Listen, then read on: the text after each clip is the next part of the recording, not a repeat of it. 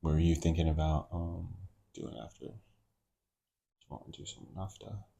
Want to go down to the beach? Yeah, I want to go to the beach. Yeah. Do We you want should to? find somewhere to eat while we're down there. What were Okay. you gonna say? Well, that's what I was gonna ask if you wanted to eat or if you wanted to go in the water. So we'll probably eat then today. Yeah, I would hope so. Well, Swimming. yeah, but I mean, like not go in the water today. Oh, right. I know, because it is getting kind of late. Like Well, maybe if we go and dip our toes in, okay. would be cute. So see Maybe. how it's feeling. Yeah, but I know obviously when you're wearing sneakers, it'd be a little more difficult.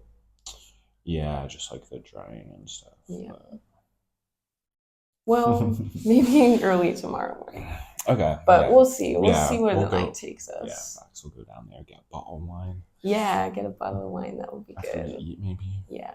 Yeah, we'll see where we're going to I'm eat. not like super hungry, honestly. That sandwich was pretty decent. Yeah. So Your sandwich did look good. yeah, you ate like none of yours. Like 4 bites. That's okay though. How are you gonna keep claiming to be the truffle queen? Okay, Don't the finish truffle it. wasn't the problem. Let's be for real. Alright, yeah, you bet, that's fair. Anyway, Mhm. Millie. So we just finished watching the United game, of course. I know there's a lot that we could talk about Mhm. with the game. I Yeah. mean, while we were Yeah. watching the game, I literally said, I'm going to bring that up during our video. And that was within the first 10 minutes of the game. And then so many other things happened. Yeah. So many. So is it even worth talking about the new rule with the head injury? Yeah, no, we can talk about that. Okay. Maybe we can do a separate like Premier League and refereeing type thing. Okay, so But leave it out of this video. you think? Oh, Well, I I'm guess we'll see. asking. You Yeah, I said do a know. separate I know. one. My bad. Well, I guess because I'm thinking to myself, like, there's so much we could talk about like the Premier League, like the refereeing, like how terrible the Premier League match center like crap that they're doing now, how inconsistent VAR is. Like, we could Okay, so touch on that could so be a many separate video. points of that. Yeah, I just Okay. Anyway, I guess that could have been a random topic. yeah, facts.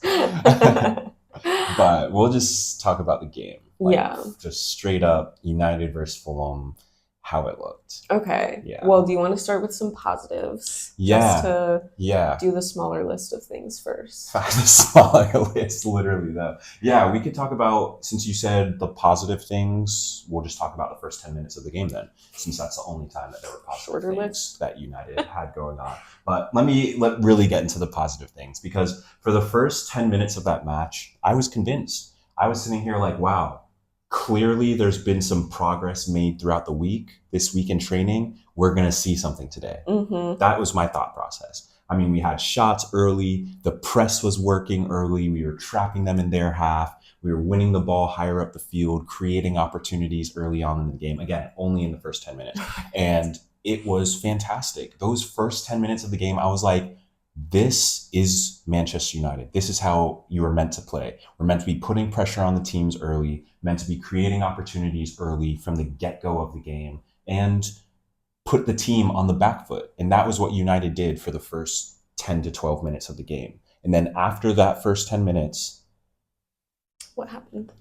After the first 10 minutes, it's like like a flip switch, but back to off. And United just turned off everything that was working well. And part of it, credit to Fulham. Fulham are a decent footballing side, despite the fact they've only bought one backup goalkeeper this summer, whereas United has spent 250 million euros on signings.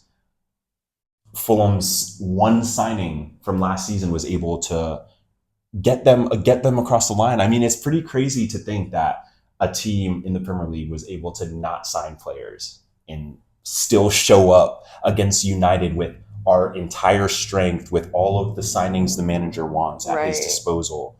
And it's just still not good enough. I mean, for 80 minutes of the game, it's not good enough. It's unacceptable. It is below the standard that any Manchester United club, coach, or players should have. And the fact that our manager isn't understanding that, it bothers me. Yeah. It rubs me the wrong way to my core. The defending isn't great, but our biggest problem is that there is no one in the middle of the field. because I guess our system that Ruben is trying to play just doesn't reward midfielders at all. We don't see Bruno Fernandes on the ball. Never. Where is he? Literally, where is Bruno? We don't hear his name. We used to hear his name like every 5 minutes. All the time. Any crosses, shots, passes, dangerous passes. Bruno Fernandes is doing nothing. He's so far back on the field, Ruben Amorim, that he is literally wasting his talents. Bruno Fernandes goes through an entire game with one shot. Yeah. I mean, we've taken our most dangerous attacking player over the last half decade, the last 5 years, and we've put handcuffs on him.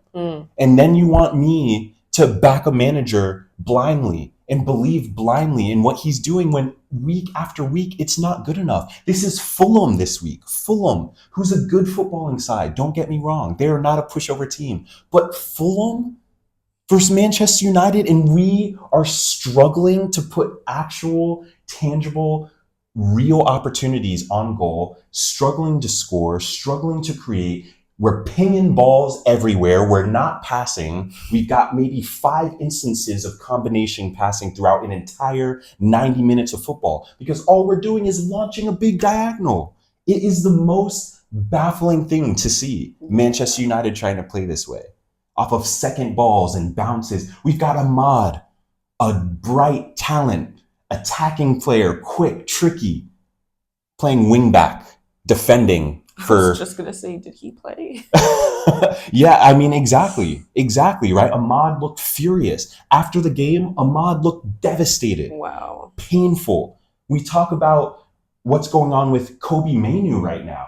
You've got one of the brightest talents in all of England and all of the world sitting on the bench and can't get 1 minute in Ruben Amorim's terrible system. He put on Ugarte before Kobe Mainoo when we want a game-changing moment to potentially win a game, and you brought on Ugarte.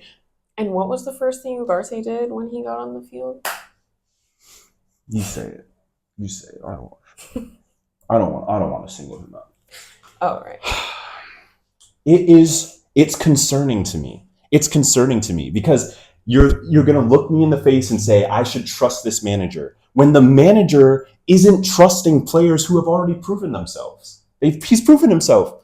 He is an England national team starter and cannot start for Manchester United, who has 1 loss and 1 tie in the Premier League, coming off of the back of a 6-win. Ruben Amorim has 6 or 7 wins as the manager of Manchester United in over 30-something games. It's ridiculous. He has the lowest win percentage of any manager in Premier League history. History of the Premier League. That's not even just Manchester United anymore. The history of the Premier League. No manager has a lower win percentage than Ruben Amorim. Wow. And we are seeing him do the same. I mean, 5 minutes left in the game and you put on Harry Maguire. I know. And I love Maguire. Maguire should probably be playing. Almost scored a goal. He literally did almost score. But it's mind-boggling that that's what we're doing. That's how we're trying to save a game with 10 minutes left. We're putting on center backs and throwing them up top and hoping that one of our lumped balls is going to create something, a knockdown or something for a center back. It's crazy. It's not football. It's not football, Ruben. It's I just can't believe the difference, the stark difference between the first 12 minutes of the game and then the rest of the game once Fulham caught on to the bit. Mm-hmm. And it's just a night and day of what United should be representing on the football pitch. Mm-hmm. And it's just not there. And I just think at this point, Cunha, Membo, Sesko, he signed Ugarte, he signed Dorgu. 5 signings are on the pitch of yours. 5 of your players, Ruben, are on the pitch playing. And there's still nothing. There's still just not anything there. We're just pinging the ball. Right. It's crazy. Every once in a while, it's not good enough There's no control over the game. There's no control over lesser competition. Lesser, I should put in parentheses, because for 60 minutes of the match, Fulham were the better team. And that is unacceptable. So that's my spiel about the game. It's not good enough. It isn't good enough. Yeah. The shots are not good enough. I'm sorry. We're not creating any clear-cut opportunities to score. Maybe a few again in the first 10 minutes. We hit the post. Boom. Okay. But other than that, it's not good enough. It's garbage. We got gifted a penalty kick. Thank God Bruno missed it. Because if that's a penalty kick, and this is tying into what our VAR video will be, VAR, the Premier League, they are losing their minds. Yeah. It's clear that the people making the calls and the people making the rules have never played the sport. That's what's becoming more and more evident with the refs and the VAR. That's what's becoming clear. People who've never played the game are trying to bookmark everything and make all these new rules, and it's ridiculous. Yeah, well, because what was the thing the commentator said? If they haven't made the decision within the first 10 seconds of watching the replay. Yeah, I mean, exactly. Then it's not a clear and obvious error. Something, maybe the Premier League, I mean, English people I thought were pretty smart. What does obvious mean to the Premier League? What does clear and obvious error mean to the Premier League and the match day officials? Because clear and obvious means it's obvious that a mistake was made. Right. Obvious. And it should be obvious if you're watching a video. My God. But no, instead they need, was it 10 minutes later they called that penalty? Was it 10? It was almost 10 minutes later. They just kept reviewing. And like the commentator said, if it takes you this long, you're just looking for something. Yeah. You're just looking You're trying to find something. Exactly. Some little thing that's like, oh, well, based on this one little tiny aspect of this replay. Sorry, let me slide past you real quick. Oh, it's loud. Dang, I wanted some air. All right. But yeah, but anyway, not to fixate on that too much, because I'm not someone who believes that United needs to be dependent on the referees and getting calls in our favor and getting little cheats to win games. We should be beating teams outright. That is the be all end all of the sport. Beat the team outright, and then you don't have to worry about the refs' calls. Pretty simple. Yeah. For United, a pretty clear plan. But what I wanted to say before was that the fact that we're seeing Cunha and Membo both not be successful already in this system. Already, I can say that, because Cunha played 90 minutes today, and for majority of the 90 minutes was invisible. Same with Membo, 90 minutes. We didn't see them. They were very rarely on the ball outside of the first 10 minutes of the game. Very rarely able to create opportunities. Why is that? Because you do not create intricate football for players like that who are footballers by lumping the ball long, by kicking the ball long and hoping things work out. Okay, I'll give it to Bayindir. He hit Cunha with the perfect pass, and Cunha took the touch and shot it. It was the most direct form of football you can do. Goalkeeper to forward to shot, and it was actually worked out well. But I just feel like that can't be our only game plan every time. Just ping the ball. We go center back, wide player, back to center back, big diagonal, center back, big diagonal, center back, midfielder, back to center back, big diagonal. It is the same play every time. Is that going to break down City? It didn't work against Arsenal. Is that going to break down Chelsea? Is that going to break down Tottenham? Never. It won't. It's not good enough. Yeah. It's not good enough. And it has to improve. Ruben Amorim does not have time. After the season he had last season, the worst finish in Man United history, and the lowest win percentage of any manager in Premier League history, he does not have time. He has maybe 4 more games to start winning. Start putting good football together. It's just bad. Yeah. But, yeah. That's all. I'm sweating. I know. All right. Well, we can close off with that. You sure? Yeah. Yeah? Yeah. If you had nothing else, you guys have said a lot already. Yeah, that was a lot. Football is just not good enough. It's just really not. Mainu needs to play. That's pretty simple. He needs to play. We have no midfield. I just don't even understand it. Yeah. We're benching him for what? For who? Just crazy. Just ruining the development of a brilliant Carrington product. I mean, a kid that was on the Ballon d'Or list for young. What's that? It's like the best players in the world. It's like an okay. organization who like votes on the best player of the world. Oh, wow. Okay. And like he was on the young players version of that, was on that list, was in like the top 10 best young players in the world. Dang. Kobe Mainu sitting on the bench. Yeah, no. Can't get a single I saw him in the background behind Amarim Mhm. at one point, and he just looked so dejected. Yeah. How could you not? I mean, look, I'll tell you what, all those people who loved Amarim because of what he was giving Ahmad minutes, look at Ahmad's body language after the match today. Please go watch the video of Ahmad's body language and watch Ahmad's body language when he got taken off the pitch. Didn't even want to high five his own teammates. You guys are acting like this manager is bringing people along. Who's been developed? Name one person who's gotten better in this system. Bruno, substantially more ineffective. We don't see anything from Bruno anymore. We don't even hear his name. The penalty today was the first time I saw him. I mean, come on. Bruno, he's completely ruined our captain, taking him fully out of what his money maker was, taking him out of that. Captain's gone. Now who do we have? Casemiro is running laps all over the field. He can't keep up. They're outnumbered in the midfield. They can't catch the other teams. Fulham is playing beautiful, dynamic football, playing through the lines, playing through United's midfield, going wide, playing through the midfield, switching the point of attack without hitting long balls, playing through us like we're not even there, like Swiss cheese. And United and we are supposed to be a top 6 team, supposed to be challenging for the title this year.